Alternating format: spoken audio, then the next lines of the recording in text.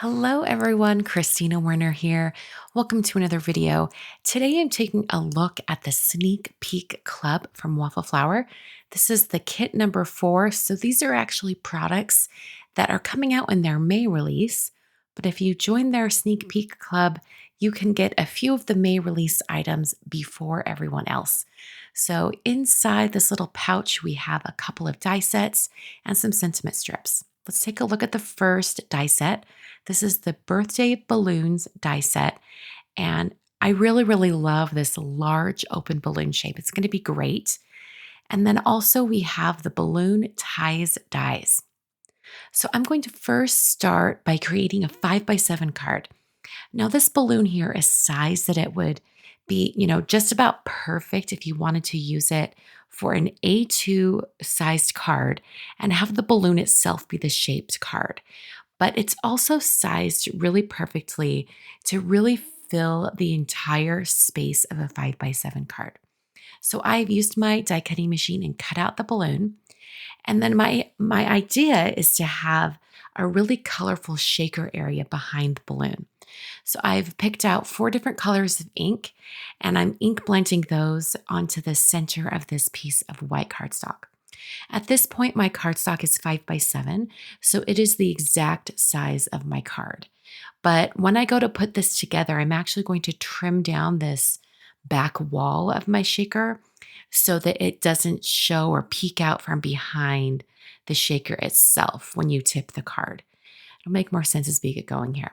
And as I'm doing my blending, I'm pausing every once in a while and bringing that balloon die cut window over to my blended piece just to check to see how my blended area is looking.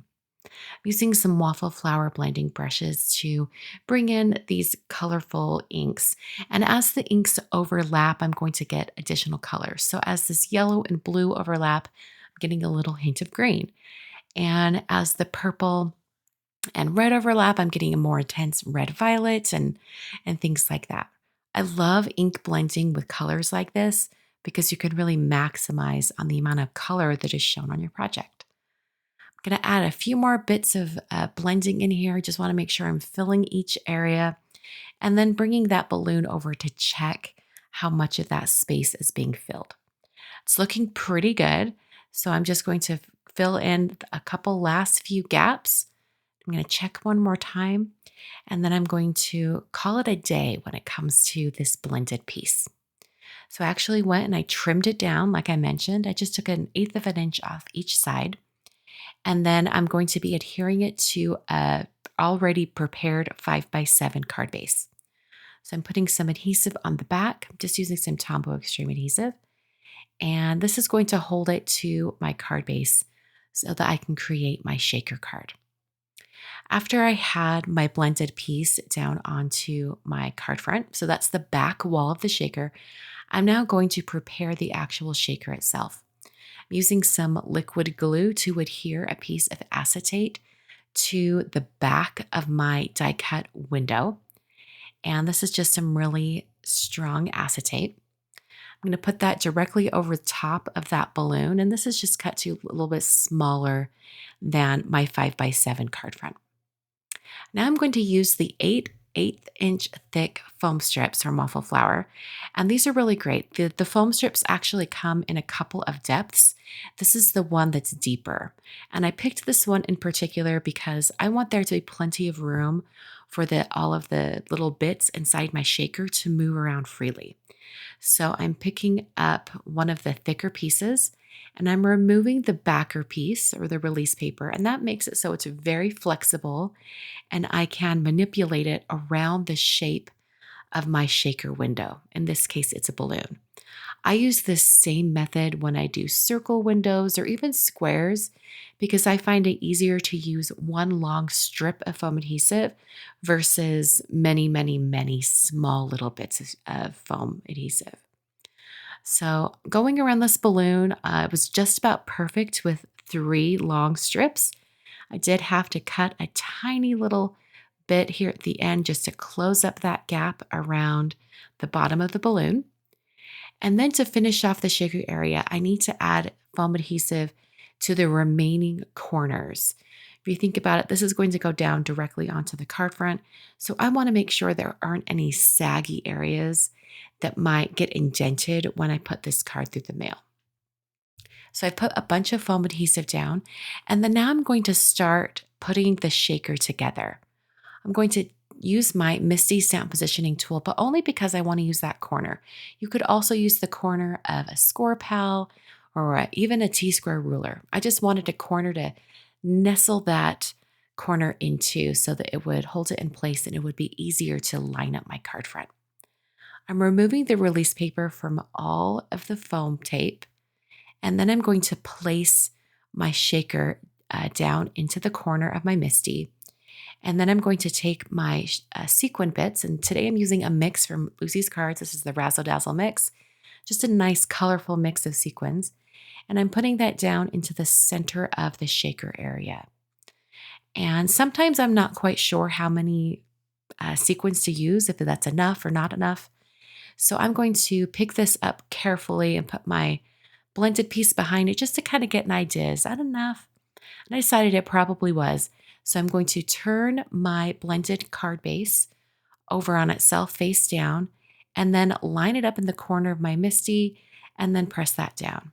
Using the corner of my Misty makes this really, really easy.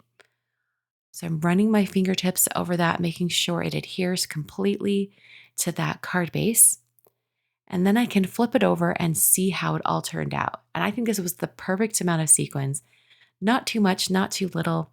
Leaves enough coverage open so that you can really see that blended piece in the background. I'm now using the balloon ties die, and I'm going to use a bit of holographic cardstock to cut out this balloon tie. And this just gives it a little bit of shine, a little bit of a colorful shimmer onto the string of the balloon. So I added some liquid glue onto the string for the balloon and then adhered that directly over the top. And this is going to hang off the end of the card. So after that's dry, I'll eventually cut off the tip. So now I'm using the sentiment strips that come in the Sneak Peek Club. And these are pre-cut. The black ones are pre-cut. So I'm going through with my scissors and just smoothing out the sides because you do have a little bit of those connectors left behind. So I'm just using my scissors to cut off those edges and make it nice and perfect. And then I'm adhering the sentiment strips to a piece of holographic cardstock. This is just going to give another instance of that holographic finish. So you have it in a couple places on the card. And I'm adhering these to two different edges on the holographic cardstock. And then I'm going to trim them down using a mini trimmer. And this is a great way to add a little bit of spacing around each of the sentiment strips, make them a little bit more substantial. And it just looks really, really nice with a border around the sentiment strip. It gives it just a little bit of a different look. So I'm going to adhere these sentiment strips directly to my card front using some glue. I considered using more foam adhesive, but I decided that since my card was already fairly thick, I didn't want to add any pieces on top. Now, that is until I started thinking about, more sequins coming out on the outside of the balloon would look amazing. So I did end up adding some more thickness to the card by adhering a bunch of the sequins on the outside of the shaker as well. Gives the illusion of those party confetti bits coming out of the area. And it really does look like it's party time to me. So I used some liquid glue to adhere each one of these sequins and just took my time as I went around and added them all around that balloon. So balloons, just as a shape itself, are really great for shaker cards. So I couldn't leave this at just one shaker card with that die set. I knew that I would need to create another shaker card. So after I finished this first one with a very, very large balloon shape right in the center, I decided, you know what, there are 3 more balloon dies in that die set. Let's make a smaller card, or rather some smaller shakers. So for the second card, I'm going to do the ink blended piece and have that be the front panel of my shaker area. So this card is going to have a lot of color on it. And then I'm going to be using the 3 balloon dies, and I'm going to have all 3 balloons cut out and be separate shakers. using those same inks that I used before just to add a bunch of blended areas onto this cardstock. This cardstock is cut to 4¼ by 5½, so it is the exact size of my card front. So I'm adding on a little bit more of that. And then there's my blended piece. So I'm going to add a little bit of water droplets to this. The ink I use is water reactive, so this is going to kind of wick away and leave water droplets, sprinkling that on. And after I had the water droplets, I decided I wanted a little bit more texture, even more texture than what's already there. So I'm actually going to bring in some white paint splatter. And I'm going to create the paint splatter by using some white gouache. So this is my method for adding paint splatter onto backgrounds or projects. I like to put the paint on an acrylic block, and I'll dilute the paint just a little bit just so that it's more fluid. And then I'm using a paintbrush to run off the edge of my block and splatter right onto my project. I find I have a little bit more control over where the splatter goes when I use this method. It's a little bit less messy. So I splattered all of that on, making sure to get all of those areas. And then I let this dry completely before moving on with my project. For the ties on the balloons, I'm going to use some cardstock. This is some glitter cardstock. It's pixie dust from Lawn Fawn. And I'm just cutting it out using those dies. So now I have 3 glitter strings to go with my really cute balloons. And I'm positioning the balloons directly on my card front. I thought it'd be kind of nice to have an arrangement where it's big, medium, small. And I'm going to pull that small balloon over just a tiny bit so it's not perfectly in the center. And then I'm going to put these strings on just to give myself an idea. Like, is this enough space that these strings could go on my card front? It looks perfect. I love these curly Q strings. I think they're so whimsical. So I'll run that through my die cutting machine. And then I'm left with 3 balloons that I can actually use for a different project. So I'll just set the balloons aside for a different project. And now I'm doing the shaker. I trimmed down my ink blended piece to be a little bit smaller. And I also cut out some more glitter cardstock to be the back wall of my shaker. So now I'm going to build my shaker elements similar to what I did on the first card. I first took some acetate and adhered that directly to my shaker area. Then I grabbed some of the more narrow foam strips. Again, this is the 1/8 inch depth foam. And I used the thinner, more narrow strips so that I could put the foam in between the balloons. So this is going to give a very contained look for all of the sequins. And I wanted to do it this way so that, if the shaker was turned or tilted, not all the shaker bits would fall to just one balloon down at the bottom. I wanted each balloon to have its own area. I then went around that area with some plain straight foam strips, and my acetate was cut to the same size as my glitter cardstock, which is the back wall of my shaker. So I knew exactly where to put the remainder of the foam strips around the balloons.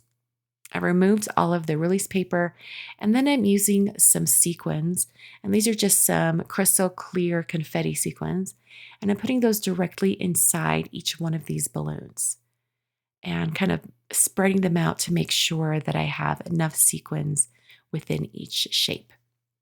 I then grabbed the back of my shaker, which is that glitter cardstock, and pressed that down directly over all of that foam tape, running my fingers over each area, making sure it gets a nice adhesion to that glitter paper. And then I'm going to tip this back over and see how all those shaker bits turned out. So pretty. I love it. It just looks like a party on a card. Perfect for a birthday card. So then I grabbed additional foam tape and I put foam all over the rest of this design so that when I adhere it to my card, everything is nice and sturdy and I don't have any sagging areas. I put a little bit of regular tape runner adhesive on the back of the glitter paper, and then I put it directly onto a prepared A2 sized card front, putting that right there in the center. Only a few things left to do to finish off this card. I'm now going to take those glitter balloon ties and I'm going to adhere them directly onto the card. Now, a couple of these were too long. I wanted to really preserve that curly Q area at the bottom of the die cut. So I cut off the top end of these shapes and put it directly below the balloon, just so it could kind of retain all of the really cute curly Q areas. And then for the ones that hung off the end, I did cut those off with some scissors. I adhered some white sentiment strips this time that I've cut down, and I adhered those directly to the card fronts. I didn't want any additional bulk, and I just used some liquid glue for that. To finish off this card, I did grab a few sequins and put those outside of the balloons. I decided I really loved that sequin on the outside of the shaker look from the first card, and I thought I would mimic that on the second card. So I used some more liquid glue to adhere these confetti sequins. Okay, so that is 2 inspiration ideas for the Sneak Peek Club from Waffle Flower. These products will be available outside of the Sneak Peek Club on May 5th.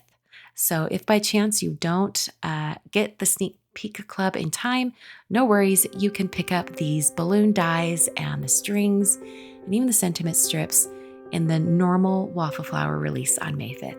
Thanks for joining me, and I'll see you guys at another video very soon.